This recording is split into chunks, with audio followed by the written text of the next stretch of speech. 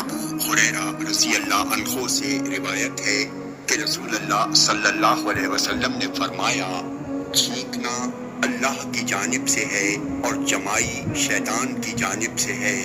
جب کسی کو جمائی آئے تو اسے چاہیے کہ جمائی آتے وقت اپنا ہاتھ منہ پر رکھ لے، اور جب جمائی لینے والا آہ آہ کرتا ہے تو شیطان جمائی لینے والے کے پیٹ میں گھس کر ہنستا ہے، اور بے شک اللہ چھینک کو پسند کرتا ہے اور جمائی لینے کو ناپسند کرتا ہے۔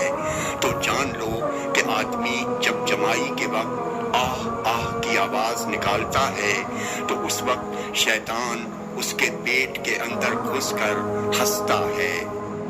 جامع ترمذی حدیث نمبر 2746، یہ حدیث حسن صحیح ہے۔